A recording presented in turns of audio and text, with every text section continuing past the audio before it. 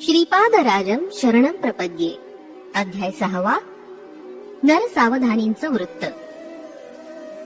दुसऱ्या दिवशी सकाळी जप ध्यानादी पूर्ण झाल्यावर तिरुमलदास म्हणाले, बाबा, श्रीपाद श्री वल्लभ या चराचर सृष्टीचे मूल आहेत.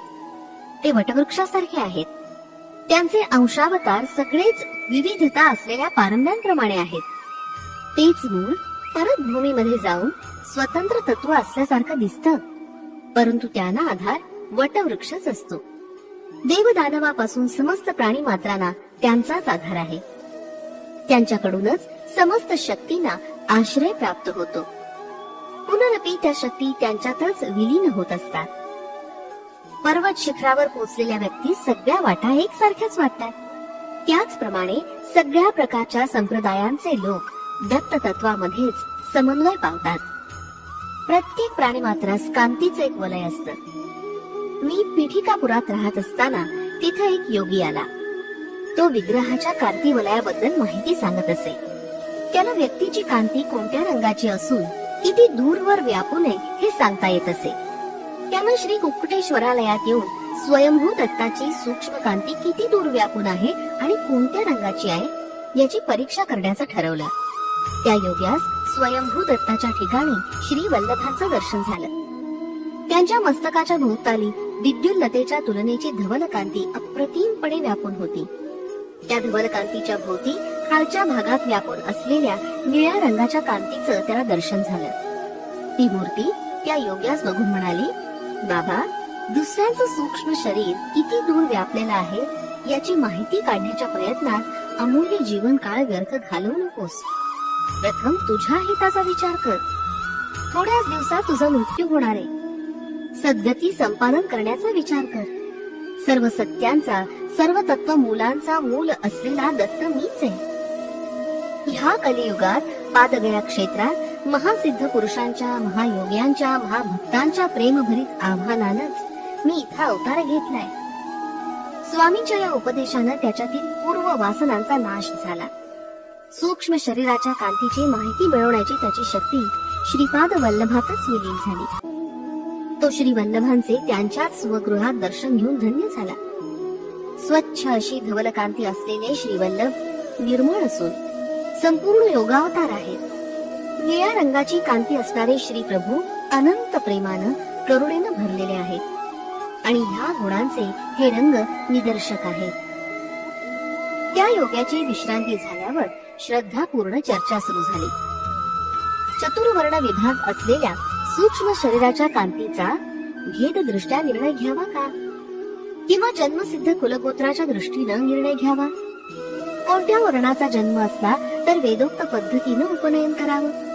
कोणत्या वर्णाच्या लोकांचं शास्त्रोक्त म्हणजे पुराणोक्त उपनयन करावं? उपनयनात भ्रुकुटीमध्ये असलेल्या तिसऱ्या डोळ्याचा संबंध असतो का? नसेल तर काही विशेष आहे का? मेधावी लोक म्हणजे काय? अशी चर्चा बराच वेळ गरम गरम चालली होती, परंतु पंडितांचं मतैक्य होत नव्हतं. सत्य ऋषीश्वर या नावाचे मल्लादी बापन्नावधानी पीठिकापूर ब्राह्मण परिषदेचे अध्यक्ष होते. त्यांना बापन्ना आर्य असं सुद्धा लोक श्रद्धेने म्हणत असत.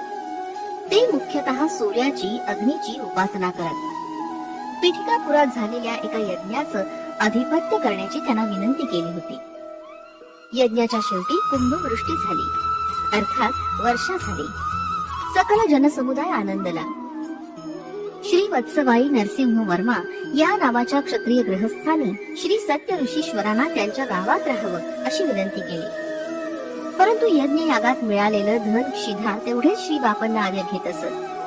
त्या द्रव्यास शुद्धी नसेल तर ते स्वीकार करत नसत. श्री वर्मांच्या विनंतीस त्यांनी नकार दिला. श्री वर्मांची अत्यंत प्रिय असलेली कपिला गाय होती. तिचं नाव गायत्री असं होतं. ती भरपूर दूध देत असे. ती अत्यंत सुशील आणि साधू स्वभावाची होती. एकदा गायत्री दिसेनाशी झाली. कुठेतरी हरवली, रस्ता विसरली असं वर्तमान श्री वर्मांना कळलं. श्री बापन्ना आर्य ज्योतिष शास्त्राचे पंडित असल्यानं वर्मानी त्यांना गायत्रीच्या क्षेम कुशला संबंधी प्रश्न केला. तेव्हा श्यामलांबापुरम अर्थात सामर्लकोटा मध्ये खानसाहेब नावाचा कसाई आहे, त्याच्याकडे ती आहे. लगेच न गेल्यास तिचा वध होण्याची भीती आहे, असं बापन्ना आर्य म्हणाले. वर्मानी श्यामलांबापुरास मनुष्यास पाठवण्याच्या प्रयत्नात बापन्ना आर्यांना एक अट घातली. बापन्ना आर्यांच्या वचनानुसार गायत्री मिळाली तर वर्मानी 3 एकर भूमी निवासास असं योग्य घर बापन्ना आर्यांना त्यांच्या पांडित्याचा बहुमान म्हणून द्यावं. बापन्ना आर्यांनी त्याचा अंगीकार न केल्यास गोहत्येचं पातक प्राप्त होईल. बापन्ना आर्य संकट स्थितीत पडले. त्यांनी हे दान जर घेतलं नाही तर वर्मा त्या गायीची हत्या होऊ देतील. त्यामुळे गोहत्येचं पातक लागेल. गोहत्या पातकापेक्षा पंडित बहुमानाचा स्वीकार करणं श्रेयस्कर ठरेल असं त्यांना वाटलं आणि गायत्रीची रक्षा झाली. पिठिकापुरवासियांचं नशीब उघडलं. श्री बापन्नावधानी 3 खंडी धान्य देणाऱ्या भूमीचे मालक झाले. त्यांच्या निवासासाठी घराची व्यवस्था झाली. श्री बापन्ना आर्यांना व्यंकटावधानी नावाचा मुलगा आणि सुमती नावाची मुलगी झाली. तिच्या जन्मपत्रिकेत सर्व शुभ लक्षणं असून ती चालते वेळी महाराणीस लाजवील अशी चाल आणि लचक असल्या कारणानं सुमती महाराणी असं तिचं नामकरण झालं. श्री बापन्ना आर्यांची कीर्ती थोड्याच काळात 10 दिशांना पसरली. ढंडीकोटा आडनावाचा अप्पल लक्ष्मी नरसिंहराज शर्मा नावाचा भारद्वाज गोत्री आपस्तंभ वैदिक शाखेचा एक बालक पिठिकापुरात आला. त्याच्या घरी कालाग्नी शमन नावानं ओळखली जाणारी दत्ताची मूर्ती होती. ती दत्त मूर्ती पूजेच्या वेळी स्पष्ट बोलत असे, आदेश सुद्धा देत असे. लहानपणीच अप्पलराज शर्मांचं मातृपितृ छत्र हरवलं असल्यानं तो पोरका झाला होता. पूजा समयी कालाग्नी शमनानं तू पिठिकापुरात जाऊन हरितस गोत्रिक आपस्तंभ सूत्राच्या वैदिक शाखेचे मल्लादी बापन्नावधानी यांच्याकडे विद्याभ्यास करावा असा आदेश दिला. श्री बापन्ना आर्यांनी दत्ताच्या आदेशानुसार आपल्या घरी विद्यार्थी म्हणून आलेल्या राज शर्मास माधुकरी न मागू देता आपल्याच घरात भोजनाची व्यवस्था केली. श्री बापन्ना आर्य शनी प्रदोष समयास शिवाराधना करीत असत. घरातील स्त्रिया शनी प्रदोष दिवशी शिवाचं व्रत करीत असत. पूर्वीच्या काळी नंद यशोदेनं शनी प्रदोष शिवाराधना केल्यामुळेच साक्षात श्री कृष्णाचं लालन पालन करण्याचा सुयोग घडून आला. बापन्ना आर्याबरोबर सुदैवानं श्री नरसिंह वर्मा, श्री व्यंकटप्पय्या श्रेष्ठी आणि थोडे प्रमुख वैश्य लोक सहभागी होत. श्री कुक्कुटेश्वर स्वामींच्या मुखातून निघालेली वाणी, सुमती आणि अप्पलराजूचा विवाह. एके दिवशी शनी प्रदोष शिवाराधना झाल्यानंतर श्री कुक्कुटेश्वराच्या शिवलिंगामधून विद्युत कांती प्रकाशत होती. त्यावेळी त्यातून वाणी झाली, बाबा बापनार्या, निसंदेहपणे तुझी मुलगी सुमती महाराणीस अप्पलराजू शर्मास देऊन विवाह कर. त्यामुळे लोककल्याण होईल हा दत्तप्रभूंचा निर्णय आहे. ह्या महानिर्णयाचं उल्लंघन करण्याचा ह्या चराचर सृष्टीमध्ये कुठल्याही व्यक्तीस अधिकार नाही.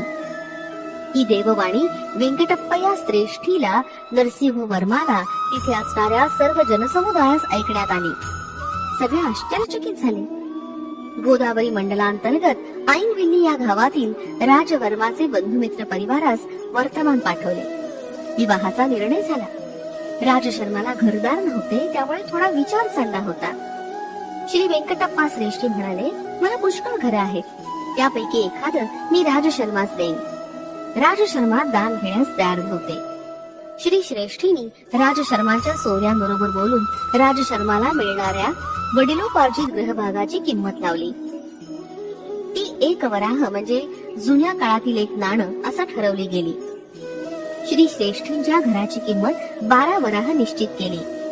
11 वराह देण्यास माझ्याकडे 1 पै पण नाही असं राजशर्मा म्हणाले. तसं असेल तर मी माझ्या घराची किंमत 1 वराह मात्रच ठरवून विकतो. दान घेण्यास तुम्हाला संकोच असेल तर 1 वराह मला देऊन हे घर विकत घ्या असं श्रेष्ठी म्हणाले. श्रेष्ठीने जे सांगितलं ते धर्मसंमत आहे असा सगळ्यांनी होकार दिला. श्री सुमती महाराणी आणि श्री अप्पल लक्ष्मी नरसिंह शर्मा यांचा विवाह महापंडितांच्या वेदघोषानं मंगल वाद्यांच्या गजरात मोठ्या थाटामाटात पार पडला. श्रीपाद श्री वल्लभांचा अवतार अज्ञानाच्या अंधकाराला दूर करण्याचाच झाला आहे. त्या कारणानं श्री प्रभूंनी कालदेवतेला कर्मदेवतेला शाप दिला. त्या शापास अनुसरून अज्ञानांधकाराचं प्रतीक स्वरूप जन्मांध शिशु आणि अप्राकृतिक प्रगतीचं स्वरूप दर्शवणारं लंगड बालक अशी 2 बालक राजशर्मास प्राप्त झाली. आपली दोन्ही मुलं अशा रीतीनं अपंग असल्यानं सुमती आणि राजशर्मा अत्यंत दुःखी होते. आईनवेल्ली गावात एक प्रसिद्ध विघ्नेश्वराचं देऊळ आहे. श्री राजशर्मा यांचा दुःखाचा परिहार करण्यासाठी त्यांचे नातेवाईक तेथील महाप्रसाद पिठिकापुरात घेऊन आले. सुमती आणि राजशर्मांनी तो प्रसाद आदराने घेतला. त्या दिवशीच रात्री सुमती महाराणीला स्वप्नात ऐरावताचं दर्शन झालं.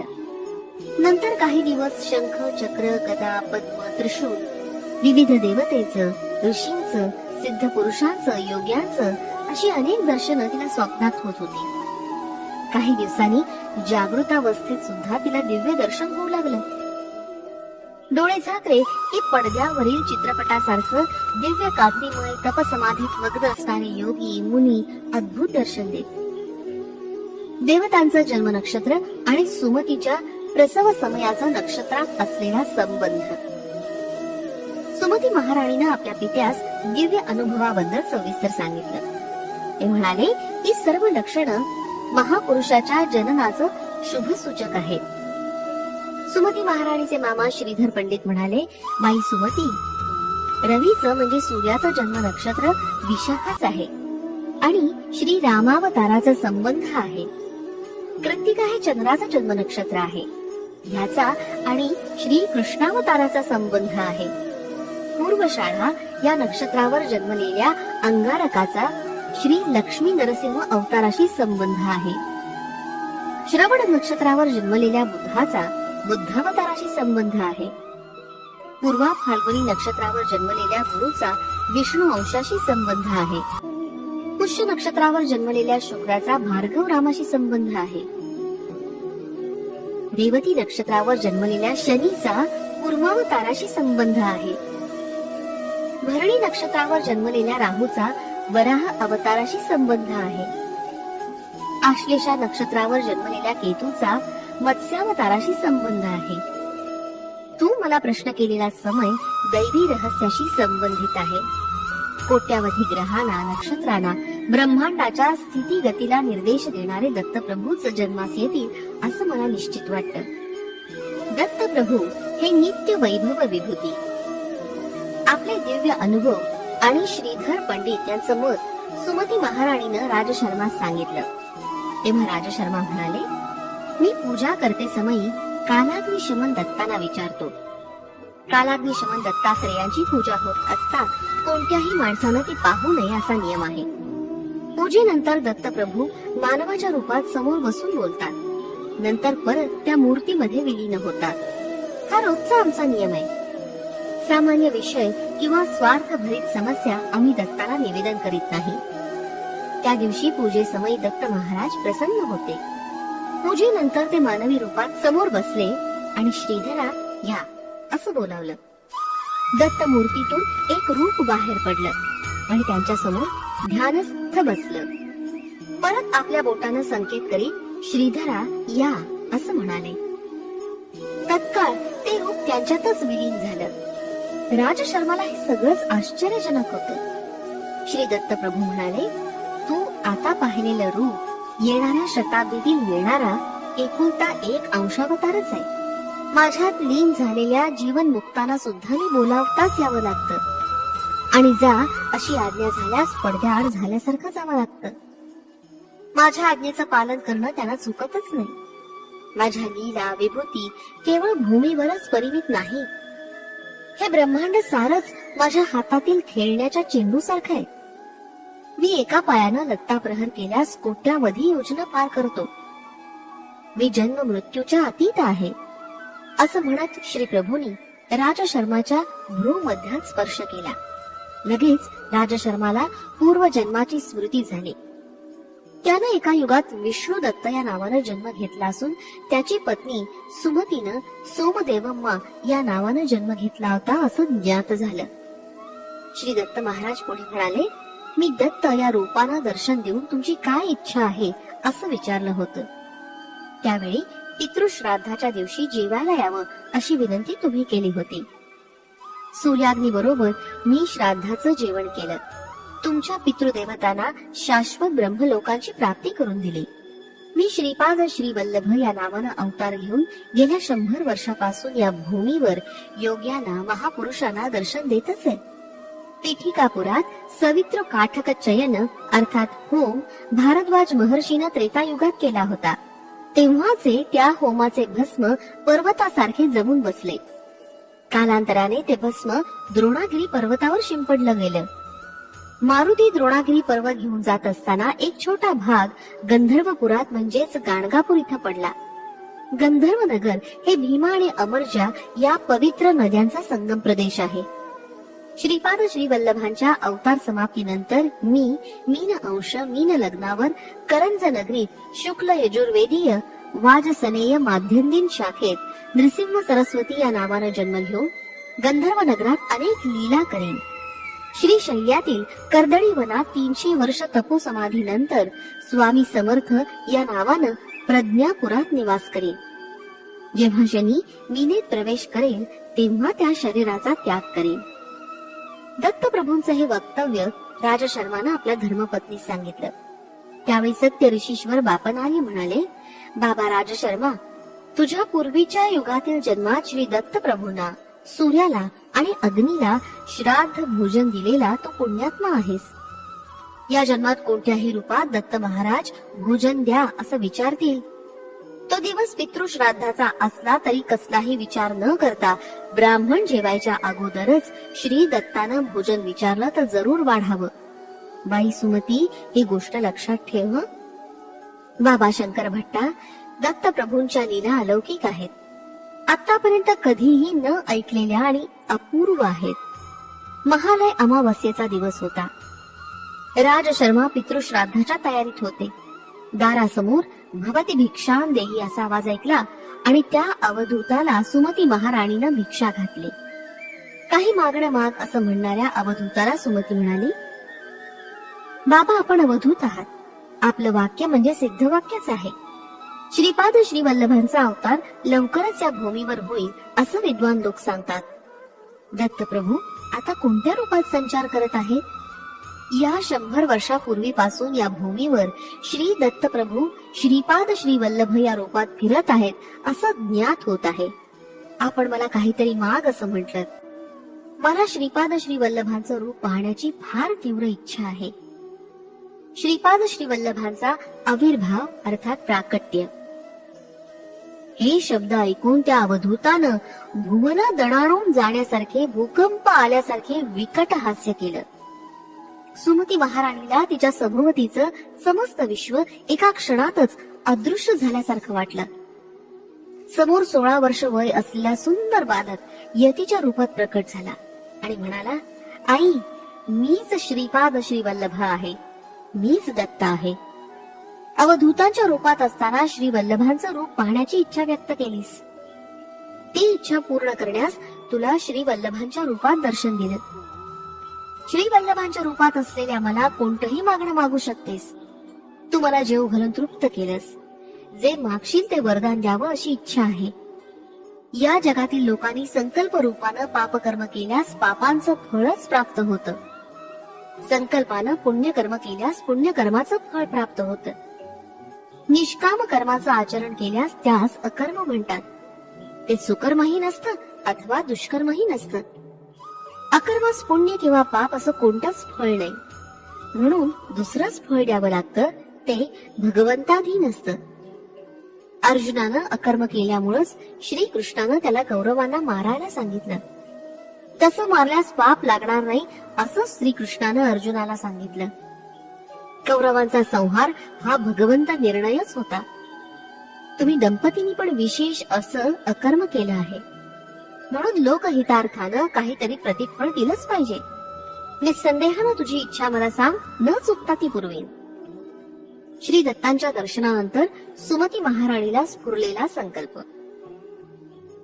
ही दिव्य मंगल मूर्ती पाहून सुमती महाराणीनं पादाभिवंदन केलं. श्री वल्लभानी सुमती महाराणीला उचलून उभं केलं आणि म्हणाले, आई, मुलाच्या पाया पडणं हे अयोग्य आहे. यानं मुलाचं आयुष्य क्षीण होतं. तेव्हा सुमती म्हणाली, श्री वल्लभ प्रभू आई म्हणून बोलावलं. आपलं हे सिद्ध वाक्य आहे, तेच बोल खरे करावे. तू माझा मुलगा म्हणून जन्मास यावं. यावर श्री दत्त प्रभूंनी तथास्तु असा आशीर्वाद दिला आणि म्हणाले, मी श्रीपाद श्री वल्लभ या रूपानं तुझ्या गर्भात येईन. आईनं लेकराच्या पायावर पडणं हे लेकराचं आयुष्य क्षीण होणंच होय. म्हणून मी धर्मकर्माच्या सूत्राच्या उलट जात नाही. मी पुत्र रूपानं 16 वर्षापर्यंत जीवन व्यतीत करेन. त्यावर सुमती म्हणाली, केवढा हा विचार, 16 वर्षापर्यंतच आयुष्य, असं म्हणून विलाप करू लागले. त्यावर श्री चरणांनी सांगितलं, आई 16 वर्षांपर्यंत तुम्ही सांगाल तसं ऐकून राहीन. प्राप्ते तू 16 वर्षे पुत्रम मित्रवदाचरे, असं शास्त्र वचन आहे. 16 वर्ष वय असलेल्या मुलाबरोबर मित्रासारखंच वागलं पाहिजे. आपल्या इच्छांचं दडपण त्याच्यावर आणू नये. मला लग्न करण्यासाठी बंधनं घालू नयेत. मला यती होऊन स्वेच्छेनं विहार करण्याची परवानगी द्यावी. माझ्या या संकल्पाच्या विरुद्ध तुम्ही बंधन घातलं तर मी घरात राहणार नाही, असं सांगून त्वरित दत्तप्रभू अदृश्य झाले. सुमती महाराणी अवाक झाली. तिला काहीच कळेनासं झालं. घडलेला सारा वृत्तांत तिनं आपल्या पतीस विवरण करून सांगितला. तेवढ्यातच अप्पल राजू म्हणाले, सुमती, विचार करू नकोस. श्री दत्त महाराज या प्रकारे आपल्या घरी भिक्षेस येतील असा विषय तुझ्या वडिलांनी सूचना म्हणून अगोदरच सांगून ठेवला होता. श्री दत्त हे करुणेचा महासागर आहे. श्री वल्लभांचा जन्म होऊ दे, नंतर आपण विचार करू. अप्पल राजूंच्या घरी अवधूत आले ही वार्ता सगळ्या गावात पसरली. पितृदेवांची अत्यंत प्रमुख असलेली महालय अमावस्येच्या दिवशी ब्राह्मण जेवायच्या आधी अवधूतास भिक्षा दिली या विषयाची चर्चा झाली. श्री बापन्नावधानी म्हणाले, श्रीपाद श्री वल्लभांचा जन्म होणार हे सगळेच म्हणतात. अवधूताला साष्टांग नमस्कार करणं विहितच आहे. त्यामध्ये सुमतीचा काहीच दोष नाही. पुत्र रूपानं जन्मल्यावर त्याला साष्टांग नमस्कार केल्यास बालकाचं आयुष्य क्षीण होतं. परंतु अवधूत वेशात असताना साष्टांग नमस्कार करणं चूक नाही. या प्रसंगानं पिठिकापुरातील सर्व ब्राह्मणांची ईर्ष्या वाढली. विशेषत्वानं नरसावधानी या नावाच्या पंडिताची. अमावस्येच्या दिवशी सगळेच पितृकार्यामध्ये निमग्न झालेले होते. भोक्त्यांचा दुष्काळच होता. ही फार मोठी समस्याच पडली. श्री बापन्नार यांनी अप्पल राजूंच्या घरी मात्र निर्विघ्नपणे कार्य पार पडेल असं सांगितलं. श्री राजशर्मा कालाग्नी शमनाचं म्हणजे दत्ताचं ध्यान करत होते. तितक्यात भोक्ते म्हणून 3 अतिथी आले आणि पितृकार्य निर्विघ्नपणे पार पडलं. बाबा शंकर भट्टा त्या दिवशी वैश्यांना वेदोक्त उपनयन करण्याचा अधिकार आहे का नाही असा विषय चर्चेत मुख्यतांश होता. ब्राह्मणांची परिषद जमली. बंगाल देशातील नवद्वीपाहून आशुतोष या नावाचे पंडित पादगया क्षेत्रास आले होते. त्यांच्याकडे अत्यंत प्राचीन नाडी ग्रंथ होते. त्यांना देखील पंडित परिषदेचं आमंत्रण होतं. बापन्नाचार्यांनी सांगितलं, नियमनिष्ठेमध्ये ब्राह्मण, क्षत्रिय, वैश्य समानच असतात. श्रीपादांच्या जन्मसमयी दृगोच्चर झालेलं अद्भुत दृश्य. इतक्यात मी म्हणालो, महाराज, श्रीपाद प्रभूंच्या लीला विस्तारपूर्वक सांगून मला धन्य करावं. अरे शंकर भट्टा, नरसावधानी बापन्नार्यांवर क्रोधित झाले आणि येन केन प्रकारेण त्यांचा अपमान करण्याचं त्यांनी ठरवलं. नरसावधानींची बगलामुखी साधना विफल होण्याचं एकमेव कारण बापन्नार्यच आहेत असं त्यांच्या मनानं ठामपणे घेतलं होतं. तांत्रिक प्रयोगानं बापन्नार्यानं त्यांची मंत्रसिद्धी निष्प्रभ केली असा कुप्रचार करण्यास त्यांनी सुरुवात केली. नाडी ग्रंथात श्रीपाद प्रभूंच्या अवताराविषयी जे विवरण होतं ते त्यांना विचलित करत होतं. नाडी ग्रंथ हा मूलतः अविश्वसनीय आहे. बापन्नार्यांनी मत्स्याहारी ब्राह्मणास भोजन दिलं हा अनाचार घडला असा नरसावधानी यांनी वाद मांडला. मनुष्य पूर्ण ब्रह्माचा अवतार कदापि होऊ शकत नाही. तर तान्हबा श्रीपाद श्रीवल्लभ सर्वांतर्यामी, सर्वज्ञ, सर्वशक्तिमान असे श्री दत्त प्रभूंचे अवतार कसे काय बरं होऊ शकतील? श्रीपाद प्रभूंनी अगदी लहान असताना केलेला प्रणवोच्चार, पाळण्यात असताना केलेला शास्त्र प्रसंग आणि वयास न शोभणारे प्रज्ञेचे प्रदर्शन नरसावधानींना पटलं नाही. एखादा विद्वान ब्राह्मण श्रीपादांच्या शरीरात प्रवेश करून असं बोलतोय असा त्यांनी प्रचार केला. श्री कुक्कुटेश्वराच्या मंदिरात असलेले स्वयंभू तेच खरे दत्तात्रय आहेत, तेच वर प्रदान करणारे आहेत. या बालकास दत्त स्वरूप मानणं चुकीचे आहे, असा नरसावधानी यांनी सर्वांचा समज करून देण्याचा प्रयत्न केला. श्रीपादांच्या जन्मानंतर सतत 9 दिवसापर्यंत ज्या जागेवर त्यांना निजवत असत, त्या जागी एक 3 फण्याचा नाग आपला फणा उभारून बाळावर छाया करत असे. श्रीपाद मातेच्या गर्भातून साधारण बालकाप्रमाणे जन्मास न येता ज्योती स्वरूपानं अवतरले होते. जन्म होता क्षणीच महाराणी सुमती मूर्छित झाल्या. प्रसूतीगृहातून मंगल वाद्यांचा ध्वनी येऊ लागला. थोड्या वेळात आकाशवाणी झाली आणि सर्वांना बाहेर जाण्याचा आदेश झाला. श्रीपादांच्या सान्निध्यात 4 वेद, 18 पुराण आणि महापुरुष ज्योतिरूपानं प्रकट झाले. पवित्र वेद मंत्रांचा घोष सर्वांना बाहेर ऐकू येऊ लागला. थोड्या वेळानं सर्वत्र शांतता पसरली. या अद्भुत घटना बापनार्यांना सुद्धा अगम्य आणि आश्चर्यकारक वाटल्या. श्रीपादांच्या बाललीला. श्रीपाद आता 1 वर्षाचे झाले होते. ते 8-10 महिन्याचे असतानाच त्यांचे आजोबा बापनार्यांबरोबर पंडित परिषदेत जात असत. आजोबा आपल्या नातवाला बरोबर घेऊन जात. नरसावधानी आपल्या घरी राजगिऱ्याचं पीक काढत. राजगिऱ्याची भाजी अत्यंत रुचकर असते. गावातील लोक नरसावधानींना ती भाजी देण्याची विनंती करीत, परंतु ते ती भाजी कुणालाच देत नसत. कुणाकडून काही विशेष काम करून घ्यायचं असल्यास मात्र त्याला ते भाजी देत आणि इच्छित काम करून घेत.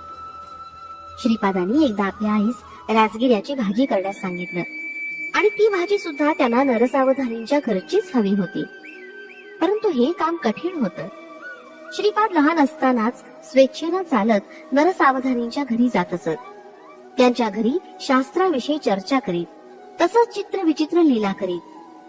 पीठिकापुरात एका महापंडिताचा मृत्यू झाला होता. त्या पंडिताचा प्रेतात्मा श्रीपादाकडून विचित्र कार्य करून घेत आहे. या बालकास योग्य ते उपचार न करता बापन्नाचार्य आणि राजशर्मा हे दोघं या बालकाला दत्तावतारी समजत आहेत, असं नरसावधानी सर्वांना सांगत.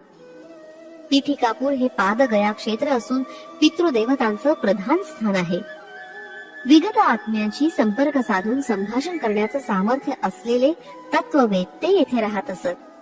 श्रीपादांच्या शरीरात कोणत्या तरी महापंडिताचा आत्माच वास करत आहे आणि त्यांच्याकडून अगम्य अशा लीला करून घेत आहे, अशी धारणा पीठिकापुरम मध्ये दृढ होत होती.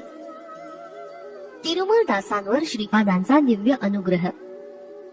तिरुमल दास पुढे म्हणाले, मी मलयाद्रीपुरमहून पीठिकापुरम इथं आलो तेव्हा श्री बापनार्य आणि राजशर्मा यांच्या घरचा रजक होतो. नरसावधानींच्या घरचा जो रजक होता तो वृद्धावस्थेनं मरण पावला होता. त्या रजकाचा मुलगा वायस्पूर अग्रहार म्हणजे सध्याचा काकीनाडा इथं निघून गेला होता. त्यामुळे त्यांच्या घरचं रजकाचं काम मला मिळालं. मी लहानपणापासून बापनार्योलूंच्या सहवासात असल्यानं माझ्यातली सत्प्रवृत्ती जागृत झाली होती आणि अध्यात्माची ज्योत प्रज्वलित झाली होती. ज्या दिवशी मी नरसावधानींना पाहत असे त्या दिवशी मला पोटाचा विकार होऊन अन्न ग्रहण न करण्याइतकी माझी दीन अवस्था होई. नरसावधानींचे कपडे मी स्वतः न धुता माझा मुलगा रविदास ते धुत असे. सात्विक प्रवृत्तीच्या लोकांचेच कपडे मी स्वतः धुत असे. नरसावधानींचे कपडे मी स्वतः न धुता ते माझा मोठा मुलगा रविदास धुतो, ही वार्ता त्यांच्या कानी गेली. त्यांचे कपडे मी स्वतः धुवावे अशी त्यांनी मला आज्ञा केली. ती आज्ञा म्हणून मी नरसावधानींचे कपडे स्वतः धुवू लागलो. मी कपडे धुत असताना श्रीपादांचं स्मरण करीत असे. मी धुतलेले कपडे घेऊन रविदास नरसावधानींकडे गेला. मी धुतलेले कपडे जेव्हा सगळ्यांनी घातले तेव्हा कोणालाच काही झालं नाही, परंतु नरसावधानींनी ज्यावेळी ते कपडे घातले तेव्हा त्यांना त्यांच्या अंगावर विंचू गोम सरपटत असल्यासारखं वाटलं. त्या कपड्यांमध्ये त्यांचं शरीर अग्नीवर ठेवल्याप्रमाणे पोळू लागलं. नरसावधानींनी मला बोलावलं आणि ते रागानं म्हणाले, कोणत्या तरी क्षुद्र विद्येचा मंत्राचा प्रयोग मी कपड्यावर केलाय. त्या अपराधाबद्दल त्यांनी माझी न्यायाधीशाकडे तक्रार केली, परंतु चतुर न्यायाधीशांनी मला निर्दोष जाहीर करून सोडून दिलं. मी आनंदात घरी आलो. थोड्याच वेळात श्रीपाद प्रभू एका 16 वर्षाच्या युवकाच्या रूपात आमच्या घरी आले. श्रीपाद प्रभू वाटेल त्या रूपात येऊन भक्तांना दर्शन देत असत. मी आश्चर्यानं म्हणालो, महाराज आपण उत्तम अशा ब्राह्मण कुलामध्ये जन्मलेले आहात, तेव्हा आमच्या सारख्या रजकांच्या वस्तीत येणं काही योग्य नाही. तेव्हा प्रभू म्हणाले, नरसावधानी सारखे पापाचे गाठोडे डोक्यावर वाहणारे ब्राह्मण खर तर रजकांपेक्षा कमी दर्जाचे असतात, परंतु तुझ्यासारखे ब्राह्मणांची ओढ असलेले रजक त्यांच्यापेक्षा श्रेष्ठच असतात. श्रीपादांचे ते शब्द ऐकून मी त्यांच्या चरणावर नतमस्तक झालो आणि ढसाढसा रडलो. श्री प्रभूंनी माझ्याकडे अमृत दृष्टीनं पाहिलं आणि आपल्या दिव्य हाताचा स्पर्श करून मला उठवलं. नंतर त्यांनी आपला उजवा हात माझ्या शिरावर ठेवला आणि त्याच क्षणी मला पूर्वीचे जन्म आठवले.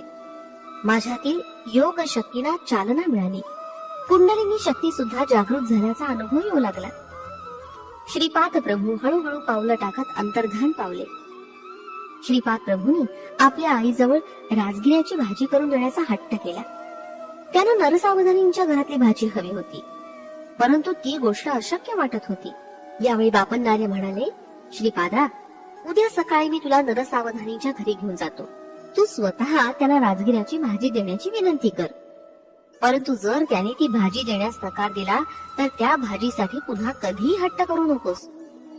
दुसऱ्या दिवशी बापन्नार्य बालक श्रीपादाला घेऊन नरसावधानींकडे गेले. त्यांच्या घरी जाताच बापन्नार्य श्रीपादाला म्हणाले, श्रीपादा, मोठ्यांना नमस्कार करून त्यांचे आशीर्वाद घ्यावे. नरसावधानी बाहेर उसरीवर बसले होते. त्यांची लांब शिखा पाठीवर रोळत होती. ती नरसावधानींना अत्यंत प्रिय होती.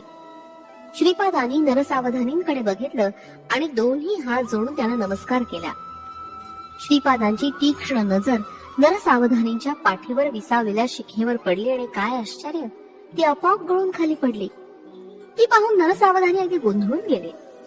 यावेळी श्रीपाद म्हणाले, आजोबा, नरसावधानी आजोबांची अत्यंत प्रिय असलेली शिखा गळून पडली. आता त्यांच्याकडे राजगिऱ्याची भाजी मागणं योग्य होईल का? चला आपण घरी जाऊ. श्रीपादांनी राजगिऱ्याची भाजी पुन्हा कधीही विचारली नाही. श्रीपादांच्या नमस्कारामुळे झालेलं नुकसान नरसावधानीच्या लक्षात आलं.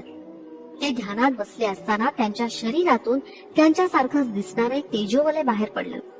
नरसावधानींनी त्या तेजोवलयास विचारलं, तू कोण, कुठे चाललास? त्या तेजपुंज नरसावधानी सारखे दिसणाऱ्या आकृतीने उत्तर दिलं, मी तुझ्यात राहणारं पुण्य शरीर आहे.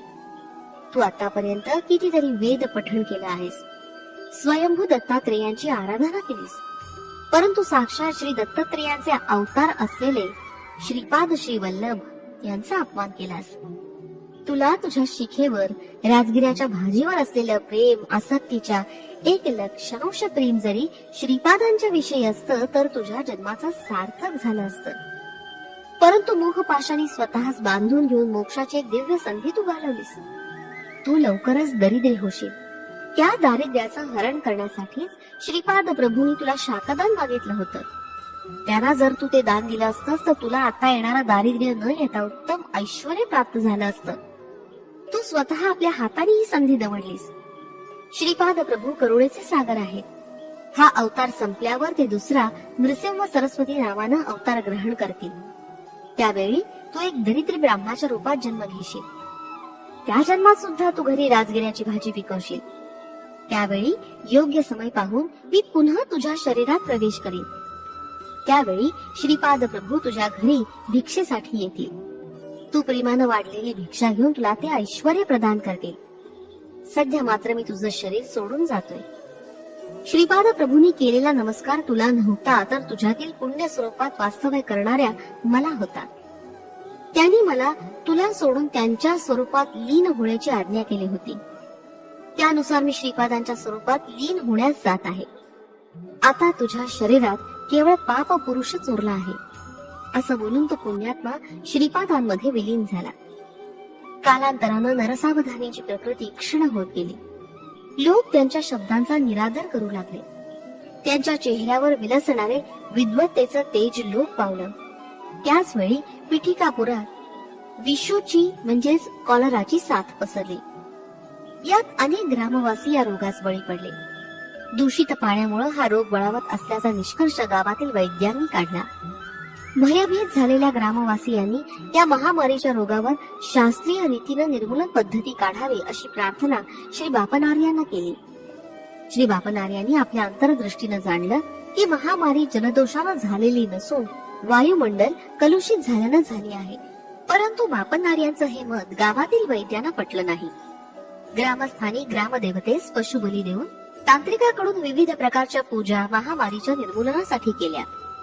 पशुचा बळी दिल्यानं त्यांच्यातील प्राणशक्ती बळजबरीने बाहेर काढली जाते आणि तिला मंत्रोच्चारानं वश करून घेतात. प्राणशक्तीस वृद्धिंगत करण्यासाठी योगाच्या प्रक्रिया किंवा सात्विक आराधनेचा अवलंब करणं अधिक योग्य आहे, असं श्री बापन्नार्यांचं मत होतं. त्यांनी ग्रामवासियांना असं सुचवलं, परंतु अंधश्रद्धेनं त्यांनी पशुबळी देण्याचं थांबवलं नाही. गावातील काही मंडळींनी पशुबळीचा विषय श्रीपाद प्रभू पुढे काढला. त्यावर श्रीपाद म्हणाले, ग्रामदेवतेस विनंती केली आहे की तिनं पशुबळीचा स्वीकार करू नये.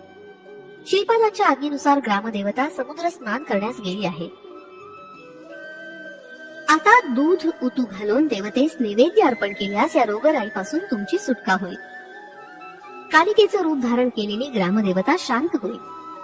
ही वार्ता गावातील सर्व लोकांना कळवण्यासाठी एका चर्मकारास बोलावून चर्मवाद्यावर दवंडी पेटवण्यास सांगितलं. दवंडी कोणी पेटायची असं विचारल्यावर श्रीपाद म्हणाले, विषूची रोगानं ग्रस्त वेंकय्या यानं दवंडी पेटावी, असा माझा निरोप त्यास सांगा. हे सर्व ग्रामवासी वेंकय्या जवळ गेले. तो मरणासक्त होता. त्याला हा निरोप देताच तो मूर्छित पडला. एका घटकेनंतर तो शुद्धीवर आला तेव्हा तो पूर्णपणे बरा झाला होता.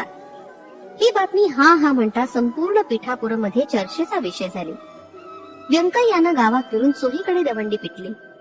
बापन्नार्यांनी आपल्या सेवकास पाण्यानं भरलेलं एक मोठं भांड त्यांच्या समोर आणून ठेवण्यास सांगितलं.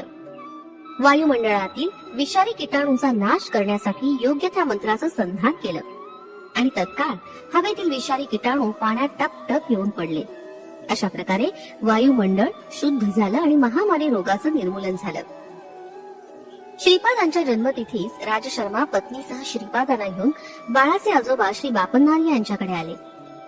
ज्या ज्यावेळी बापन्नार्यांनी श्रीपादांच्या चरणावरील शुभचिन्ह पाहण्याचा प्रयत्न केला त्यावेळी त्यांना कोटी कोटी सूर्याच्या तेजस्वितेचा अनुभव येई आणि ती शुभचिन्ह त्या तीव्र प्रकाशात दिसत नसत. याचं त्यांना राहून राहून आश्चर्य वाटे. परंतु त्या दिवशी उषःकाली साळीच्या कोंड्यावर दिव्य असं पदचिन्ह दिसलं. त्यांनी आपली कन्या सुमतीस विचारलं, बाळ, या कोंड्यावरून कोण गेलं? तुमचा लाडका नातूच इथून गेला. आणि कोण बाबा? सुमतीनं उत्तर दिलं.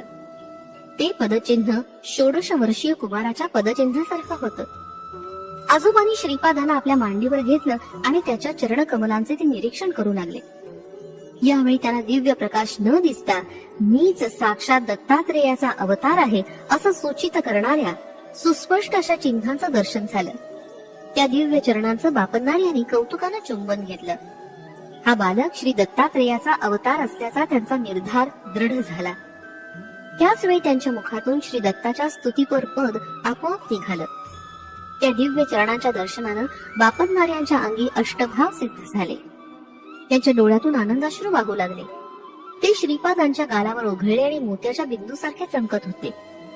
आजोबांनी आपल्या उपरण्यानं हळवारपणे श्रीपादाच्या गालावरील ते थेंब पुसले. त्यावेळी श्रीपाद म्हणाले, आजोबा, तुम्ही सौरमंडलातून शक्तिपात करून ती शक्ती श्री शैल्यस्थित श्री मल्लिकार्जुन शिवलिंगात आकर्षित केली होती.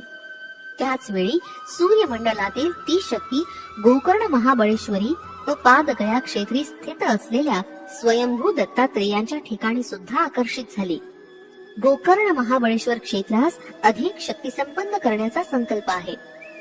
प्राणी मात्रातून जे अनिष्ट स्पंदन बाहेर पडतात त्या स्पंदनांना माझ्यात लय पाहून जे जे साधक आश्रित आहेत त्यांच्या प्रती शुभ स्पंदनांचं प्रसारण व्हावं असा माझा संकल्प आहे.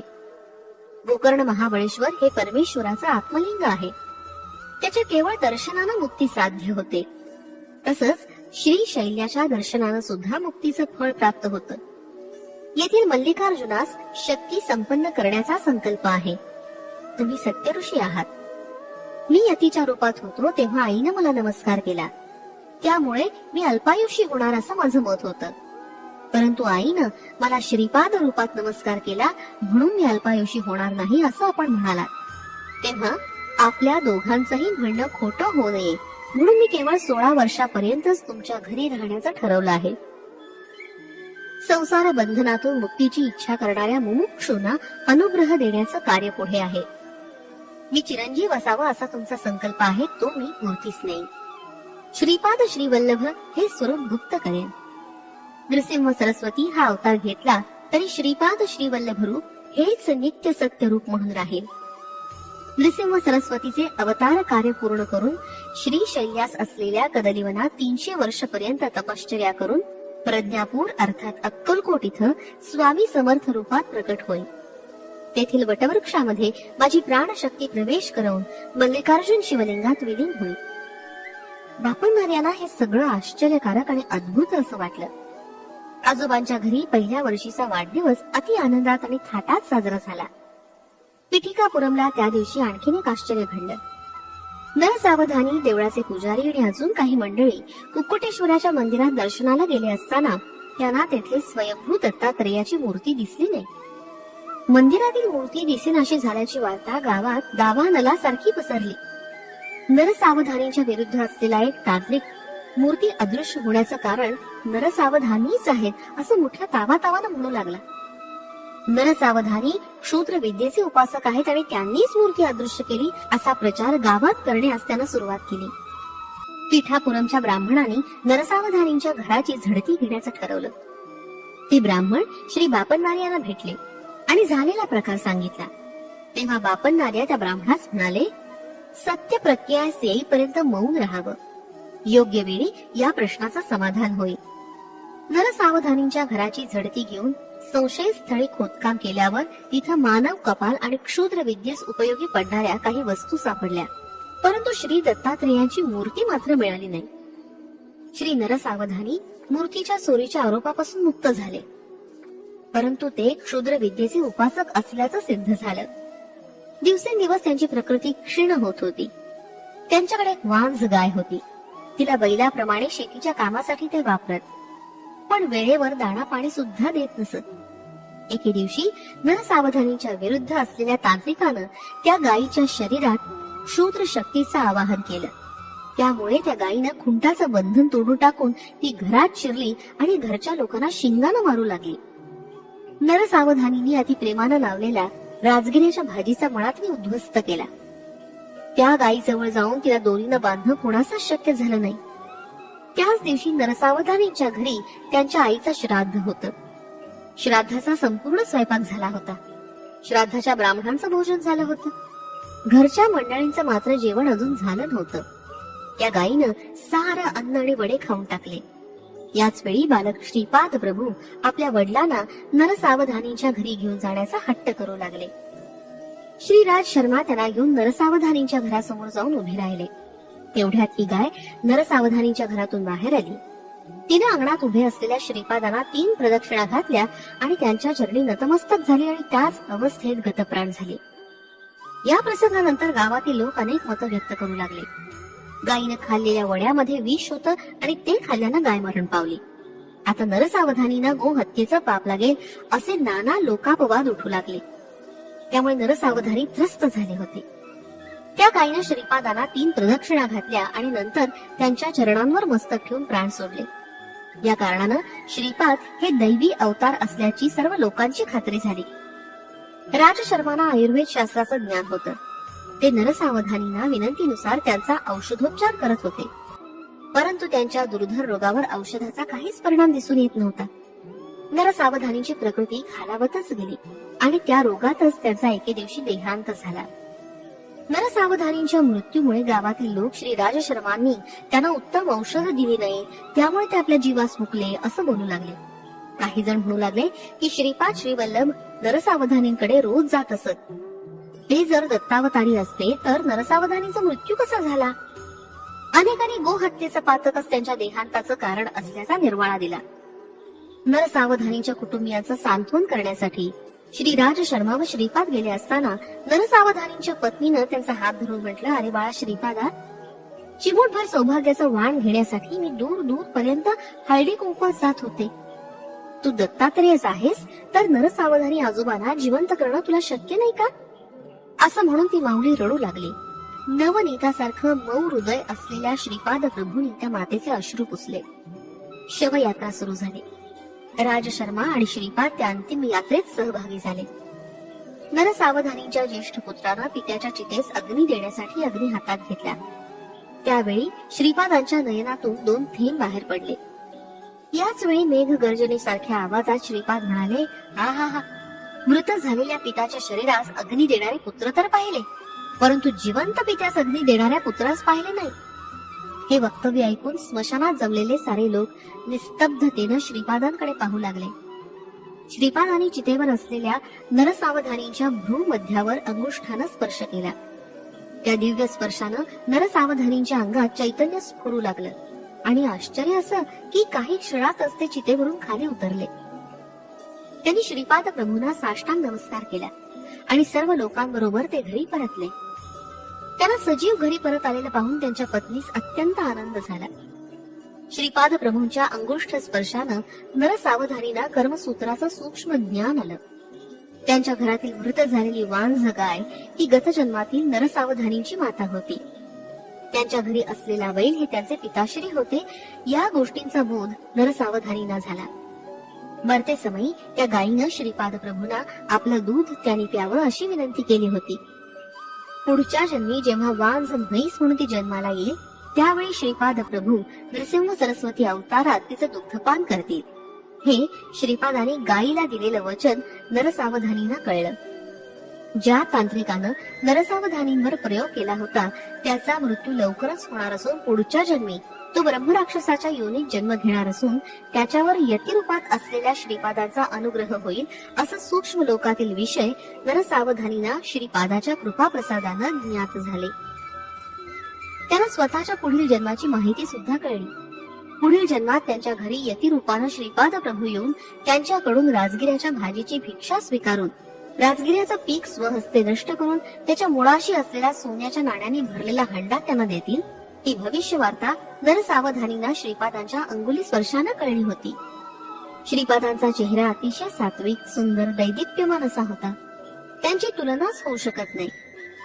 श्रीपाद प्रभूंनी नरसावधानी आणि त्यांच्या पत्नीस केलेला उपदेश, त्यांचा अनुग्रह, केलेली विधानं मी तुला उद्या सांगेन. आता आपण त्यांचं स्मरण करीत भजनात रंगून जाऊया. ज्या ठिकाणी त्यांचं नामस्मरण, भजन, कीर्तन होतं त्या ठिकाणी श्रीपाद प्रभू सूक्ष्म रूपानं संचरण करीत असतात हे अक्षर सत्य आहे. तिरुमल दासासारख्या भक्ताच्या सत्संगतीनं आनंदानं आम्ही पुलकित झालो. श्रीपाद श्रीवल्लभांचा जय जयकार. फलश्रुती. पितृशापापासून निवृत्ती.